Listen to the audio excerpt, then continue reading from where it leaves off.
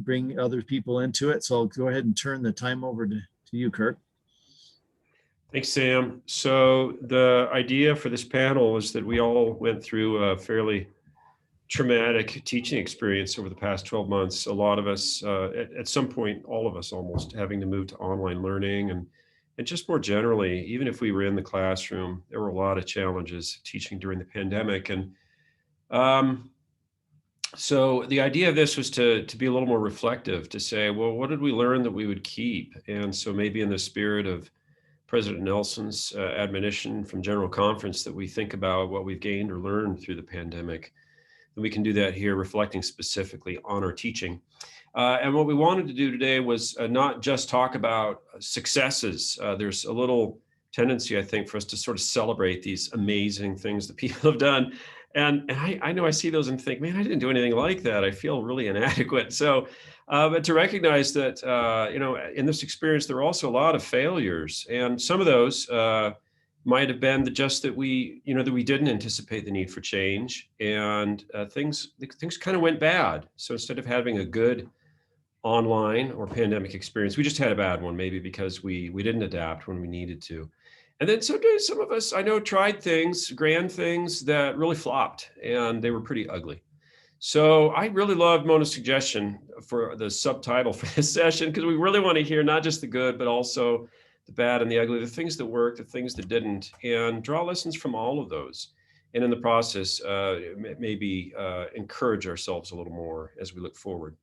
So we have 4 panelists today, and I've asked each of them to share, take about 7 minutes and share something with us of what they learned. And then we'll move to Q&A. Along the way, of course, we have the chat room. And if you have questions you kind of want us to start out with, I'll look to the chat room when our presenters are done, and go there first to see if there are some themes we'd want to raise as in the form of a question for our panelists. But then we'll just open it up for others to share with a raise of your hands in Zoom fashion.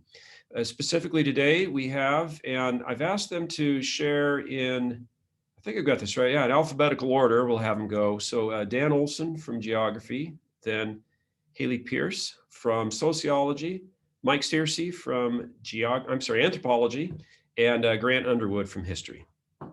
So Daniel, take it away.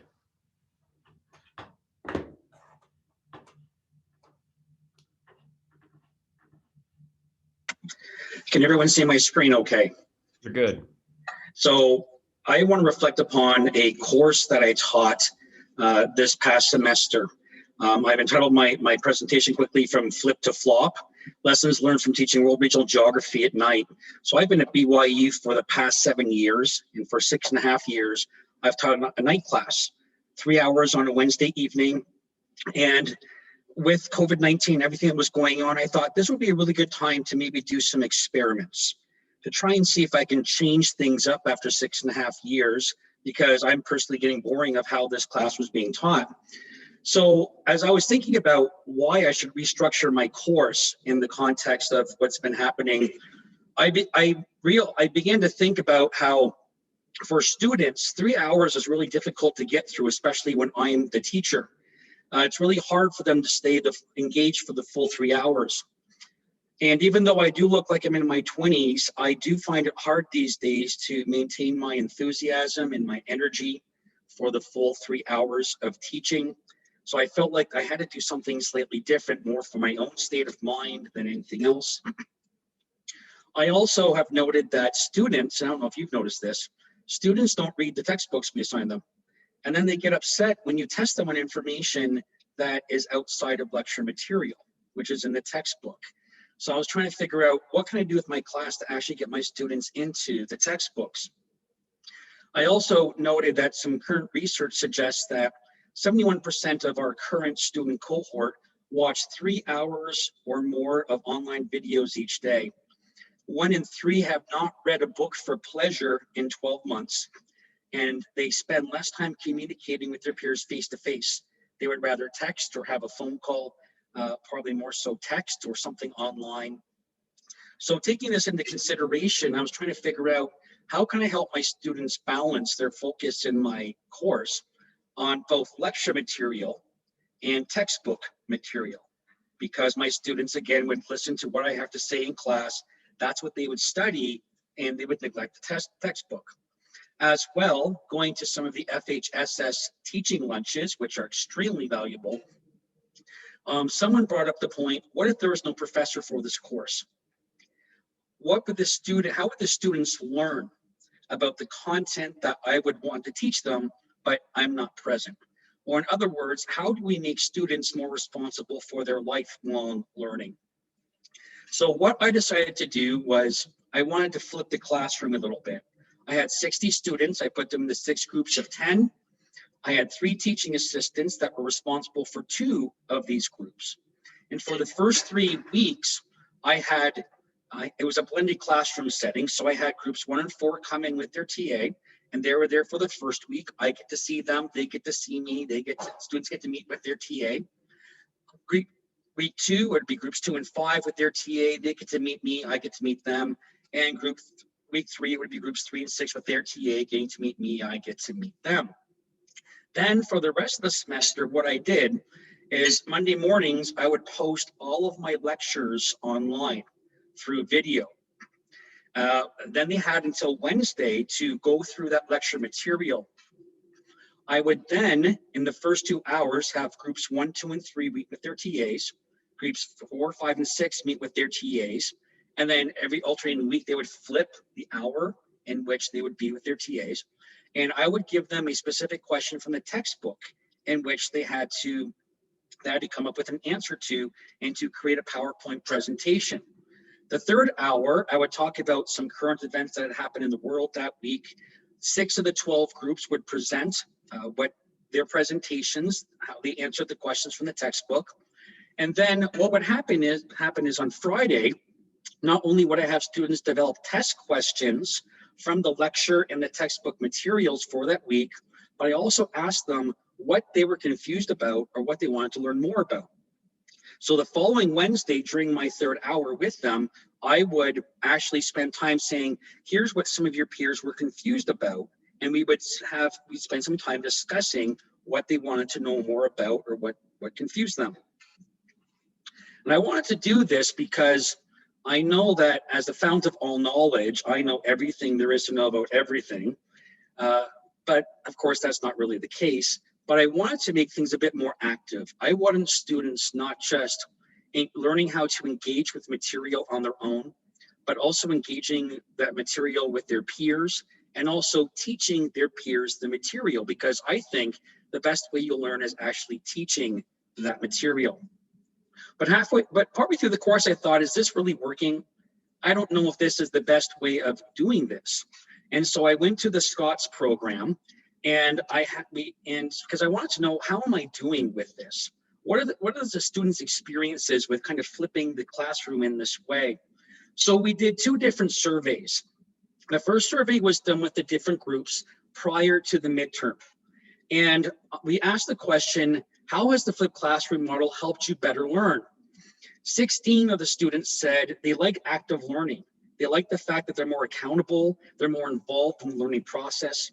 15 students said, we like the fact that you have really short 5 to 10 minute lectures, and I might have 6 or 7 of these for them to listen to before Wednesday evening. They can kind of learn at their own pace. They like the fact that they could interact with students and teaching assistants much more than they could in a regular transmissive lecture setting. They also noticed that they were more focused and not as tired during the 3-hour block. But then we asked, how has it hindered your learning? 11 students said they'd rather learn from the professor than from the TAs or from their peers. 9 of them said, we don't like the fact that we only get 1 question from the textbook to focus on. We really don't get in depth with the other 11 questions. And some said, I would much prefer to have Professor Olson talk to me for 3 hours than actually getting into these small groups and engaging. So after the midterm, when we were compiling all of these survey results, I wanted to ask some further questions. So we did a second survey. And we asked the question, do you feel you'll learn more in the current classroom setting or in the former 3-hour lecture format? Interestingly, to me at least, the majority of the class said we'd actually prefer to have Professor Olson again speak to us for 3 hours, because we feel we'll learn more being talked to than actually engaging in the lecture material, which I thought was kind of interesting because a lot of the research today shows that the flipped classroom model actually gets more students more in depth in terms of their understanding of concepts and ideas. I also asked the question, since you took the last survey, survey 1, have you felt that the flipped model classroom, have you changed your feelings about it? Most said they didn't have no real difference. Some said they liked it more. Some said they liked it less. So, and then we asked the question, now that you've taken the midterm, how well do you feel the flipped classroom model prepared you to actually write the midterm versus other classes that you have taken? 50% said no real change. 34% said they felt less prepared, and 15% said they felt more prepared. I found this interesting because when I went back and actually looked at my midterm results, students actually did much, much better on my midterm using this flipped classroom than any other semester that I have taught this class. So in conclusion, things that I have learned or questions that I have is, what type of instruction do students expect when they sign up for a class? Are they looking at, we're expecting the professor to sit there for 3 hours and talk to us? Are we expecting engagement? While we might think that engagement and experiential learning is really important for students, how important is it for students in terms of how they think and feel about this method of teaching? Secondly, I think I could have done better with my communication and maybe explain better, why should you do group work? Why should we do group work? Why is it I'm having you teach other students what you are learning? So that's something that I can improve upon. And I also noticed that this was a blended course, but by the end of the semester, no one was showing up to class because everything was online. So now that we're kind of back in the classroom, I have to kind of change things a little bit more. But it was nice to be able to experiment with this type of format. And I like to just end really quickly on this quote from one of my students. I think any class really comes down to what you make of it. And I think this format gives you every chance possible to learn the material.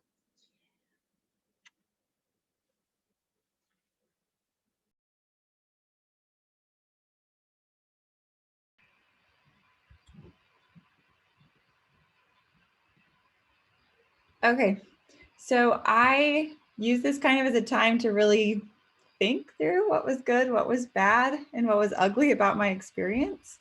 So I think maybe you should do the same, especially if we have these hopes of being in person in the fall. It was kind of a fruitful experience because I had to do it before when I was putting my class back online. What was useful? What would work online?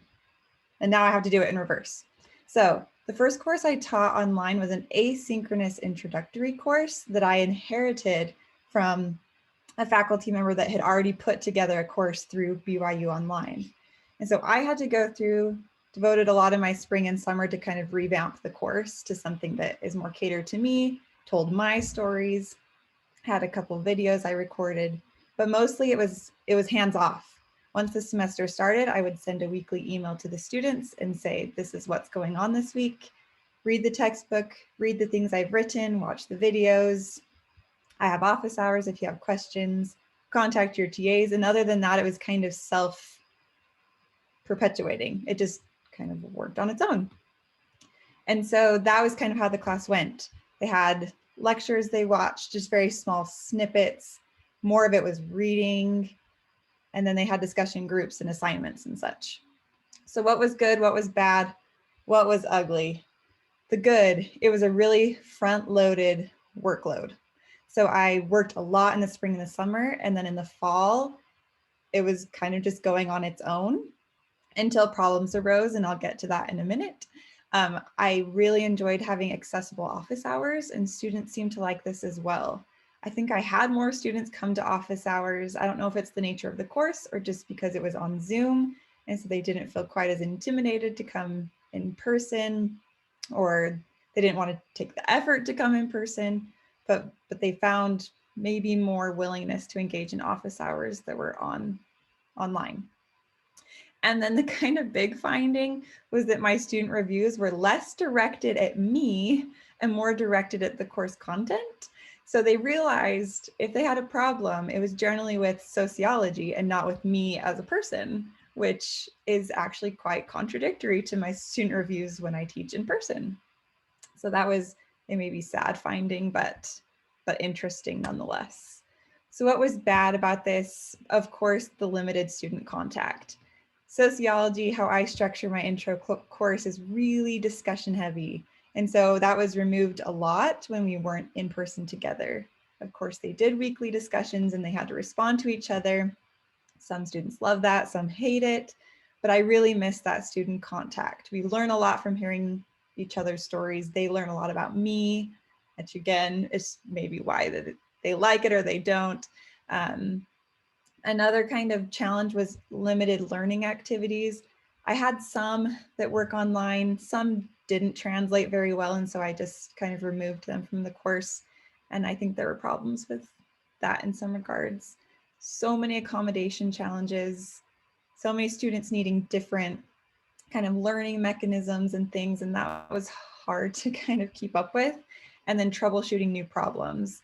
For example, BYU switched their proctoring service right in kind of between the semesters. And so that was brutal. I was up till like 3 a.m. at their midterm, extending the exam, answering emails because the students just were panicking that the test was ending, and that was a disaster. I will never do that again. And then what was ugly, it's a pandemic. I feel like the whole thing was a little bit chaotic. It was crazy. The students could feel it. I could feel it. There was just kind of no way around it. So what am I going to take away? It's actually a good option for certain kinds of semesters when I really want that front-loaded effort, when I want to be able to kind of have some of that free time in a semester. It really is worthwhile. And I know BYU Online is not going anywhere. And so this is kind of expected of us to increase this and these kind of offerings. So it has a purpose. I like the idea of having Zoom office hours. They can come in person if they prefer, but maybe the Zoom option could be better for certain individuals. My big takeaway, you still can't please everyone. No matter what format you do, how you direct discussions, you just can't please everybody. Now, my other course was entirely live on Zoom. So this is my 300 level course. I would live lecture 2 times a week. They would all come to the Zoom meeting, and that was that. It was structured really similar to my in-person class. I would lecture, I would ask questions of the class, I'd get responses in the chat, or they would say it out loud, and then I'd do group discussions in breakout rooms. Very similar as I would in person. So what was good, I loved seeing students' names on the screens. It really helped me to kind of learn those quickly, to associate with them with their faces. I really enjoyed that. Breakout rooms were nice because I could still model that kind of group discussion, and I could also choose who was in which groups.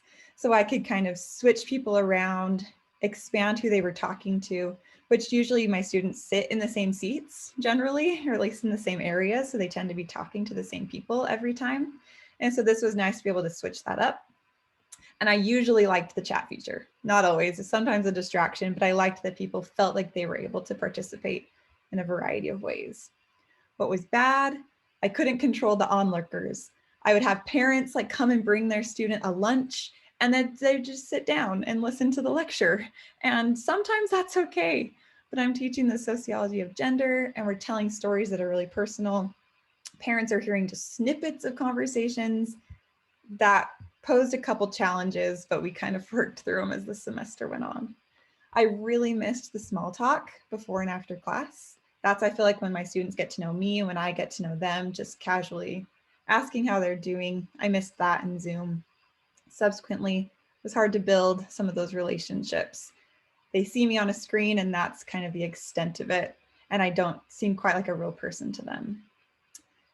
The ugly for me was multitasking. I could see students eating lunches, making lunches, having other conversations, and those were the people whose videos were on. So I don't know what the people were doing with behind the black screen. And so of course there's time to multitask during Zoom, but I'm not sure if it's during their courses. So quick, my takeaways. I'm going to refocus on learning names. I usually do that. I really try, but I'm going to try harder now. I'm going to try to increase participation options, like a chat-like feature, something in the course so people don't have to verbally say some of their thoughts, which some people aren't comfortable doing. And the biggest takeaway is that I really like to teach. And it reminded me of that. The pandemic reminded me that I like my job. I like my students. I like being in the classroom. And that is my big takeaway.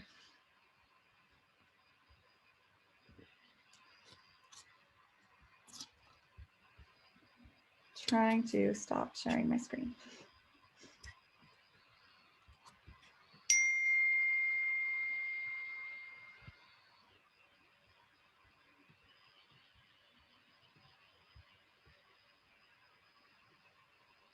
Okay, my turn. All right, Kirk. Yeah, go ahead. Sorry, I am having the hardest time finding my pointer to unmute myself. No, you're fine. Actually, that was And Hayley, thank you. Yes, and Mike. Yes, and I was going to say thank you as well, because you mentioned several of the things that I echo, but I didn't put it in my presentation. And I just have a very quick one. And I will say that this is like on a continuum from like, some things were like really awesome and excellent, but some things were absolutely the worst. And so the good, bad, and the ugly is a very good way to, I think, structure this this take on online learning. I'm gonna, and I did both live as well as Hayley did, asynchronous, which is also called remote on demand, I think is what it is, asynchronous remote on demand.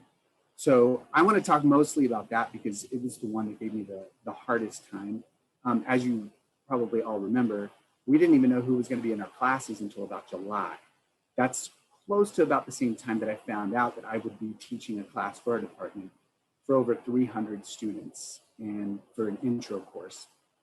And so I decided with that big of a class that I really needed to structure this well, because as we all know, anywhere over 30 plus students, the number of students you have to deal with on a day-to-day basis on email, things like that, can be exorbitant. With 300 plus students, it was out of control.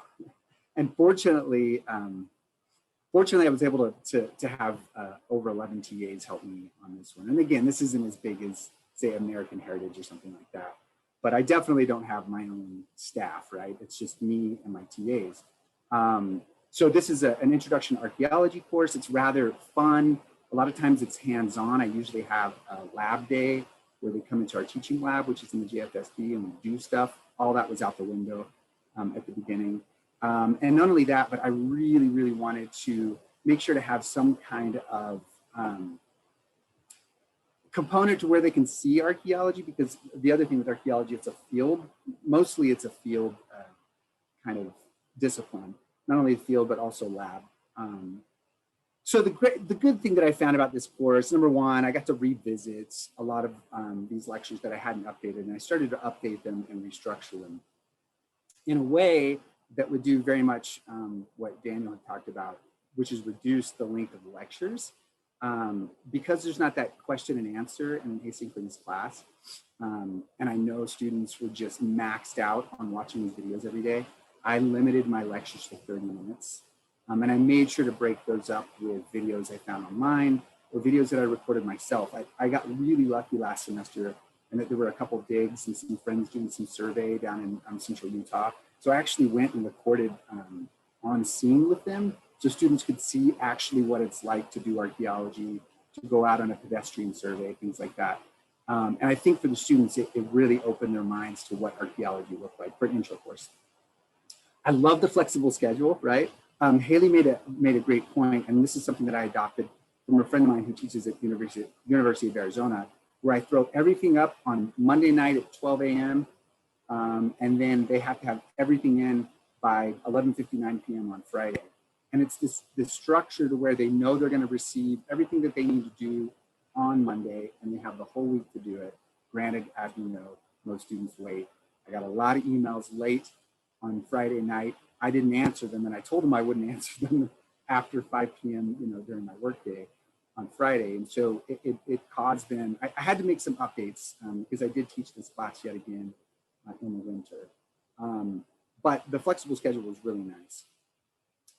Yes, and Hayley made another great point. It's a lot of work up front. I was probably working 50 to 60 hours every week, just, in addition to all my other work and research, but building these lectures in a way that were quality. And that was the thing that I think kind of hindered me, is that I wanted it to be good quality.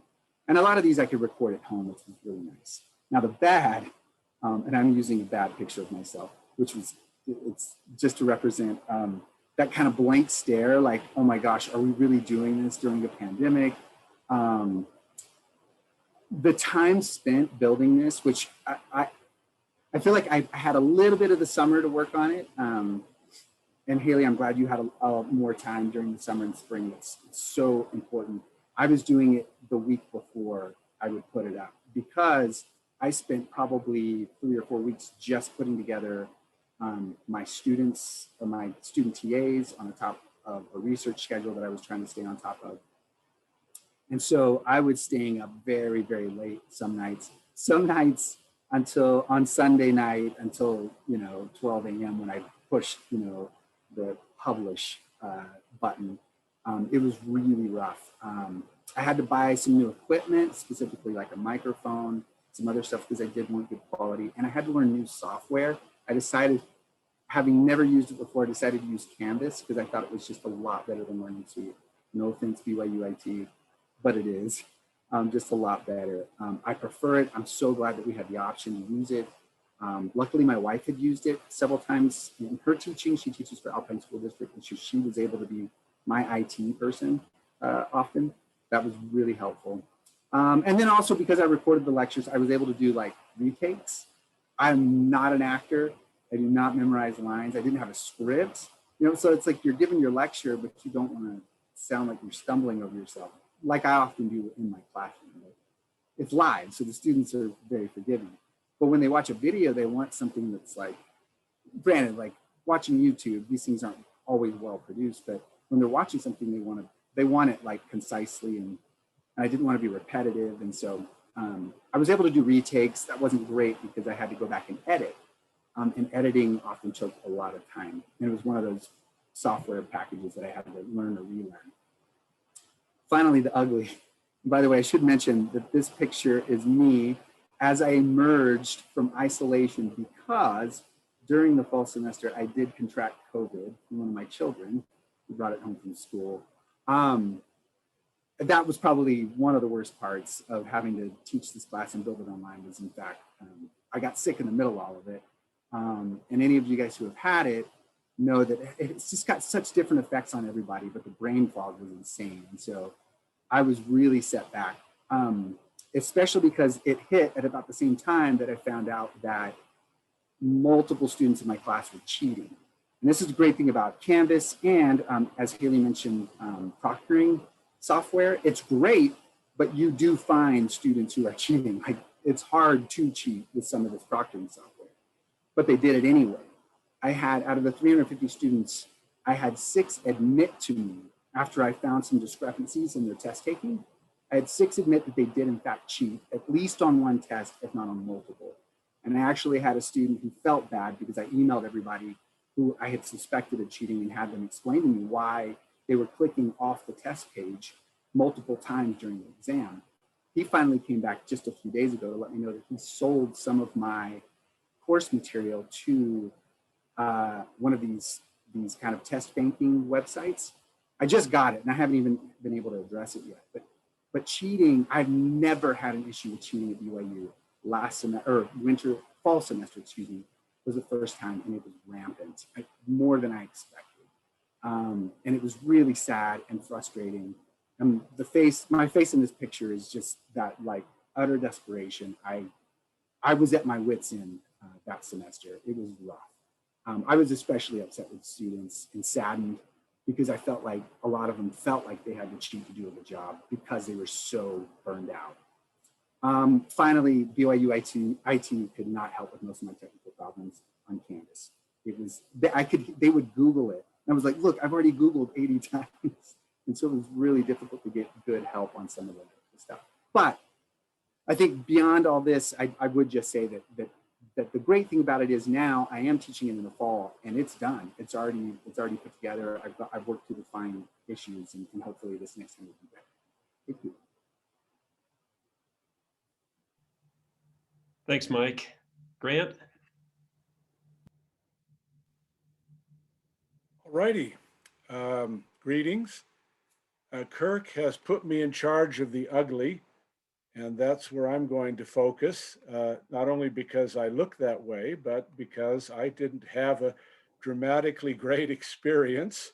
I told him that. I said, these people want success stories, and I don't have a lot.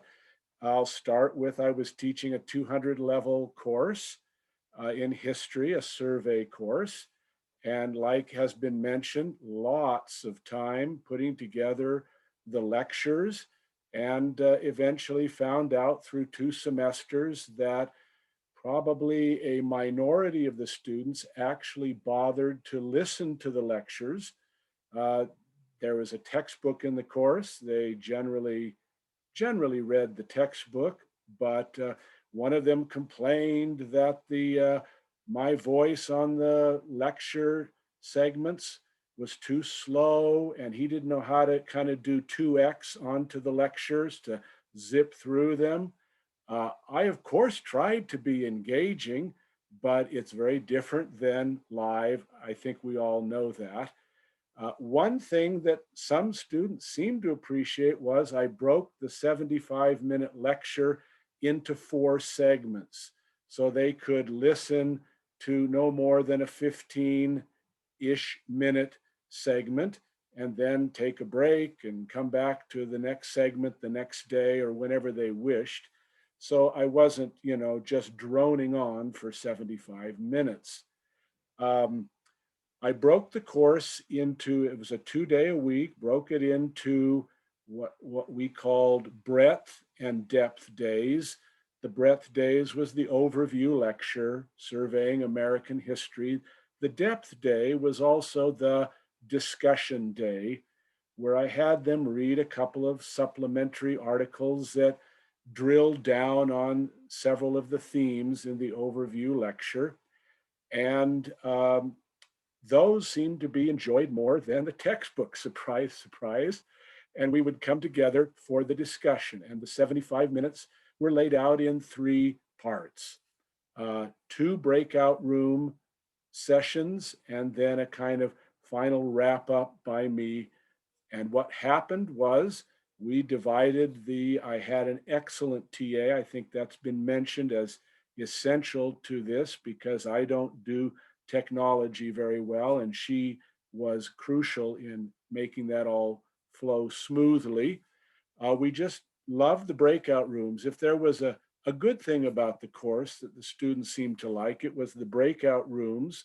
And like many of you, we divide them small, 5 or 6 in each breakout room, had several leading questions based on the documents, and they would engage, appoint someone to kind of be the discussion leader. They chose their own, somebody volunteered, and for about 20 minutes, they would discuss the questions that had been provided.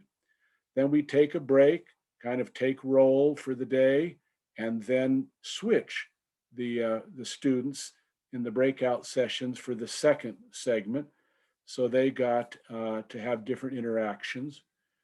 Myself and my TA, we would be popping in and out of the breakout rooms, and we enjoyed listening. The students seemed to like the fact that we would just basically listen, that I didn't take over the breakout rooms. Now and again would, compliment them on things they were saying. That was largely the extent of it, because in the final 20 minutes, if I wanted to reinforce or elaborate or even correct something that seemed to be emerging in the breakout rooms, then that's what I would do in that final 20 minutes. But in the comments, when there were positive comments, it tended to be how much they enjoyed interacting with their students in the breakout rooms. All of this was just kind of the best that I could muster, my little brain and me and my TA. The one thing we did that students seemed to like, I'll see if I can make this share screen work. And this shows right away why I'm part of the ugly. I don't know if I can, I always struggled with the share screen phenomenon. Let's go to this slide and see if I can make this work. Is there something showing up there, folks? Give a thumb up if you can see something. Grant, we can see Learning Suite, it looks like. Yeah. That's good. That's good. That's all you need to see at the moment here, because in digital dialogue, I love getting acquainted with my students. And in the old days, I would take in, after the ad drop, I'd have my TA come in with a video camera and have the students step out and say their name, some little thing about them. And then I would go home and spend several hours over the next week memorizing all my students. So by the end of that week, I could call them by name. Well, this was different. So digital dialogue was great. I don't know if you can see this, and I'm not sure I can enlarge this, but they were invited to make a introducing myself video, a very short 2 to 3 minute video. And this was, I explain it here, give instructions there, and you can see that the students all came on. I invited them to do a 2 to 3 minute video and then 4 or 5 of their favorite photos. And that was wonderful. I got acquainted with them very quickly and could refer back to that. And in terms of trying to recreate a little of that small talk, as they would come on, I always had my office hour before and after class. And as students would come on, I would engage them, and I knew something about them, and I'd say, how's this, or what's new with that, and invite them to linger afterward to talk over things. And I think that was maybe the one good thing. If the rest of this is far from extraordinary in any way, it was pretty mundane. You do your best. But I think students liked the fact that I took the effort to get acquainted with them, that I was interested in them, like we all are interested in our students. And this was a way to kind of visually reinforce that when they did this, and they appreciated that and said so in the comments. And I would try, like we all do, to build them up and reinforce them, cheer them on in their comments and in my interactions with them in all settings. And I think that was the one thing that was good about this experience, was that it gave that added dimension. And for my takeaway, I think the one thing I will definitely do is not spend 100 hours preparing videos that I thought were really nice, and most of the kids weren't really jazzed about them. And the one thing I will do is I'm going to continue to do my introducing myself video. So there you have it, Under 7 Minutes by Grant Underwood. Take it away. Grant and all others, thanks. Let me comment briefly on some of the things I saw going here, kind of some meta thoughts I had. One is, I'm feeling from each of you that this was actually fairly traumatic. I mean, it wasn't just me feeling this way. It was all of you as you grappled with these challenges. But also what you've done right now is sort of cathartic for you and even helpful. I really would encourage all of us here to, if you haven't already done this, to sit down and, again, kind of as President Nelson suggested, just say, what have I learned from this? What would I do different? What caused me pain? What still frustrates me? I think that's really good for all of us to do. Looking at the chat room, there are a couple things that came through. We got about 15 minutes to get some feedback from our other faculty today, other questions. One that I saw coming through, Jane Lopez in particular, was kind of asking something. Jane, I'm going to stretch the question a little bit and say, it was kind of about, hey, have you found a way to implement these good procedures back in your in-person classes? So she was mentioning Hayley's, Hayley in particular, you said it was so nice to be able to see and memorize names.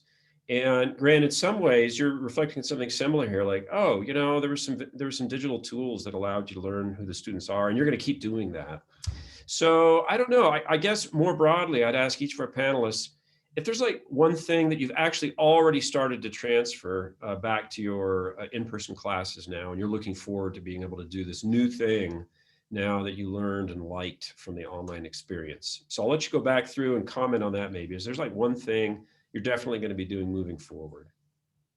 And Grant, I don't know, maybe you've already answered that, Grant, but you could try that again if you want. Let's just go in alphabetical order, the same as your presentations. Sure.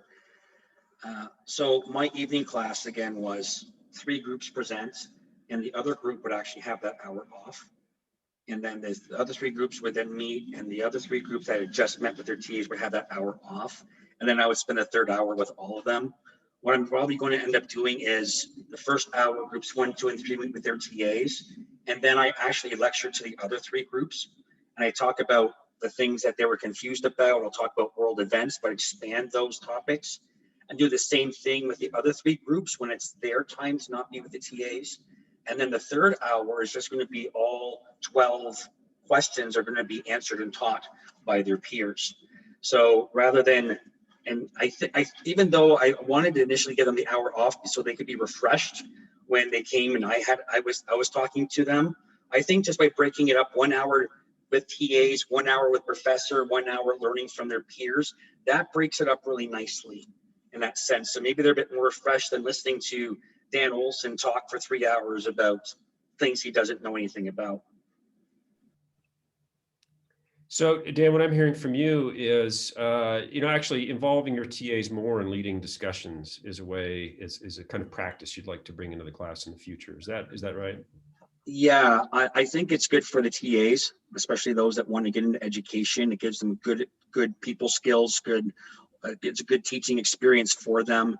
They don't necessarily teach, so the groups will get 2 questions and then they break the groups up into half do one question, half do the other question. But basically at the beginning, I want to create this little sense of community. I couldn't when everyone was online. So at least you've got 10 friends that maybe you can continue that friendship with through the other years that you're here at BYU. But then, so you get to know each other, and then the TAs would say, so based on the reading, I'm assuming you read the textbook, and here are the 2 questions. How are we going to answer these questions? So they actually lead discussion. And then they break up the group into 2 smaller groups, each with a question, and then they can try and answer those questions on their own. But again, it's good for the TAs. It's also good for the students, I think, to have that, at least meet a small group of people within their classroom and know them a bit more intimately. Hayley, how about you? I mean, there was a specific challenge from Jane. Have you found a way to learn students' names in person that's going to work just as well? But you could answer this more broadly too. Well, my gut response to your question was, are people already thinking about fall semester? I'm not there yet. But learning names, I really do use the Y app, and you can flip through your course roll, and I'm all for testing myself that way. So I'll go back to that. I started that, then I kind of lagged the last year, and I'll get back into that. But I also really might just have my students sit in different seats, just or even in a discussion, like, hey, move around, just go talk to someone you haven't talked to, because I think there's going to be a lot of power in hearing from more people than the people you tend to sit by, who you probably tend to think like. So, well, assuming COVID willing, I'll do that. Okay, well, I'm assuming the best too. So again, though, from you, I'm hearing recreating small group experiences and mixing the students up a bit. The breakout sessions were good. Maybe we can do that in an in-person class too. Okay. Mike, how about you? I would say foremost, because I took the time on a lot of these lectures, especially building like these interactive, where I was able to go out into the field and get like real footage of archaeology happening. I can't wait to use that in my class, which I had some examples of before, but nothing like that really linked up with my lecture material. So it was perfect to be able to use that again. I guess I would say that I will be teaching online again in this fall, but I can't wait to teach this class in classing, because I do miss the students. I miss them bad. That was the hardest thing, is to not, like Grant said, have the small talk before class, or just engage with them, learn their names, like Hayley said. It's so impersonal. And so I tried to insert things into the videos that would help. But truly, I think there's a way there's a way forward, and I appreciate the challenge of these last 2 semesters, honestly, teaching online. It stretched me in a way that I've never been stretched in teaching, so it was really beneficial. It makes me realize I'm a little more flexible than I thought I was.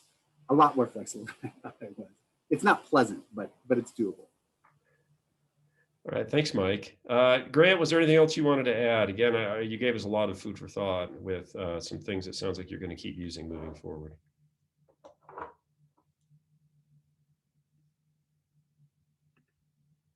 Grant, we're going to make you unmute, though.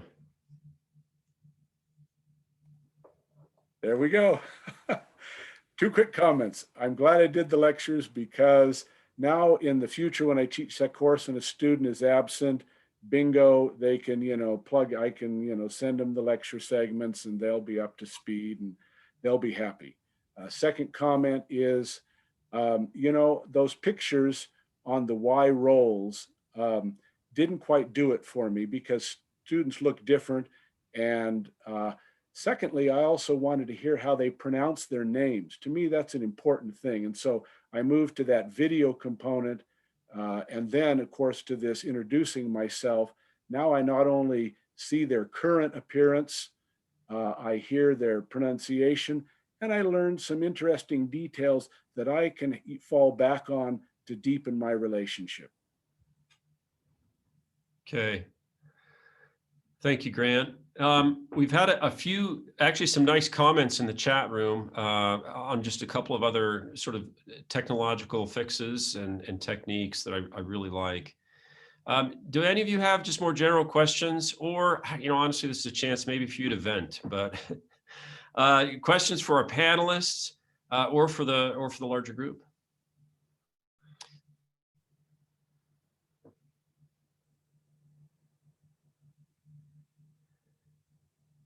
I was going to say, as you're thinking about this, one of the topics that came up a lot in the chat room was plagiarism and how hard this is, what a big challenge online.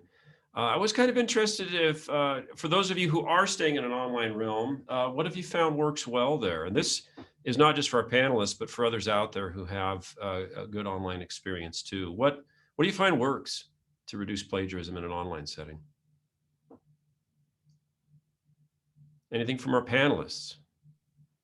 If you use Turnitin, that's actually a pretty good software, and it's integrated into Learning Suite. I'm pretty sure into Canvas. That's a really good one that can spot plagiarism. All right. Just one of my ugly stories. They were recording the students while they took the test. The student was just railing on the course for a good 20 minutes to their roommate. So I just sat and got to listen to it. So that was really fun. All right. More than you wanted to know, maybe. Anyone else out there among our just participants today? Have you found good solutions to plagiarism in an online setting? I think Leslie has her hand up. Oh, Leslie, I see it now. Thank you. Go ahead. So one of the things that I wanted to do with my Modern Africa history course is the final exam could not be in person. And I thought, okay, how can I make it? So I went to the Teach Anywhere and got some ideas of how can I make this take-home exam so unique to my class that they can't plagiarize, at least go find some things and copy and paste.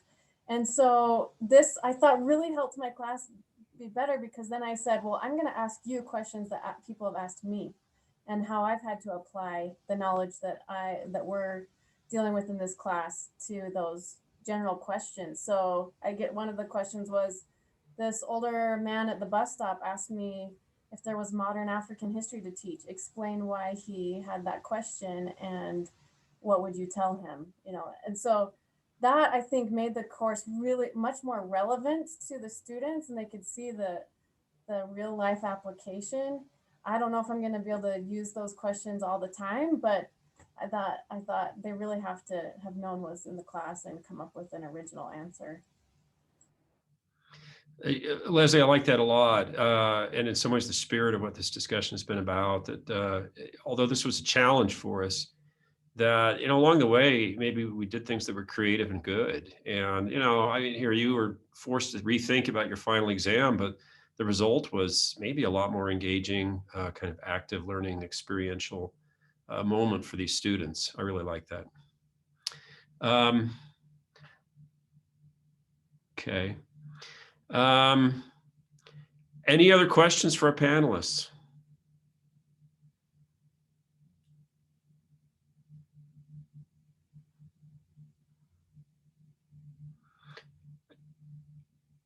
If not, then let's see, I'm just again glancing over at our chat room, see if there's anything else, and a few more suggestions are coming out there. Thanks, Greg, for some venting. I like that. Maybe this is a good question to ask. This has come up a few times, and this is our final, John. And by the way, two themes we've had here. One is, taking from online learning and saying, well, this could improve my in-person teaching. But again, also recognizing there's still an online world that many of us will be increasingly dealing with. And even our classes now are going to be more hybrid experiences, I think, moving forward. And so Greg here's raising this question that came up several times, which is how do you build a good community, a sense of togetherness in an online setting, especially in a really big class? And we've heard a few of those suggestions today from our panelists, things like dividing up into smaller sections. That's something that Dan talked about. And having TAs kind of take charge of those sections, create smaller communities in that way.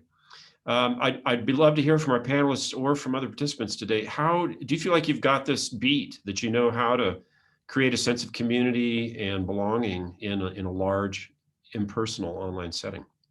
What's worked for you? Mike, go ahead. For the on-demand class, no. Like I think it's one of those things you have to just let go of, and it was really hard to do. And I hate to say that, but when it's asynchronous, unless you do some kind of discussion group or something like that, I've heard more often than not that students don't like those, but I don't have any data to suggest that most students don't. But in my live class, oh man, one of the things that helped me was very much what Grant said, to facilitate students sticking around. I would end class early. So for my class, it was an hour and 15 minutes. I would end it after about 45 minutes and say, any questions? You guys want to talk about your projects, whatever. If you want to gossip, I'm fine to gossip. And this is with upper division undergrad students, which is one of the first times I had taught one of these classes, this class in particular, and I think 6 years. And so for me, it was really fun to hear, because a lot of times they were kind of bouncing ideas off each other on projects and stuff. But ending early allowed, because having another 10 to 15 minutes left in the class, they didn't have to be at another class yet, but they had time to kind of chat. And so, yeah, and I totally agree, Greg, it is not ideal. It's not easy. But with some of our upper division students, they knew each other. They were in the cohort, right? So they saw each other, recognized each other from other classes. And so it was useful to end early so that they could chat. And I would participate in chat too, show them my cat, do whatever, Be like a regular person, right? Not just a professor. It's kind of cool. They got to see my bedroom because that's where I did my lectures most of the time. It was, my kids would walk in and be like, hey, meet my son, that kind of stuff. They actually enjoyed it. Okay. I see Jane with a comment as well online about this. Again, dividing students up, having them work together in smaller groups on projects, things like that can help create that in the setting. And all these, of course, are transferable also, I think, back to our in-person teaching. Okay, well, I think we ought to end there. Sam, back to you. Well, this is great again. Lessons that we have learned and things we can do better in the future. And I'm learning from all of you today. And I hope we can, we're recording these and they'll be available for you to refer back to too, as you get to the point, like Hayley's thinking, I don't want to think about teaching fall yet, but as you get closer to that, you can look back and see what you want to implement. So let's take just a 5-minute break and we'll come back to our last session. Thanks again to Kirk and all the panelists for the great job. And we'll be talking about bringing more active learning into the classroom will be our last session. So thank you.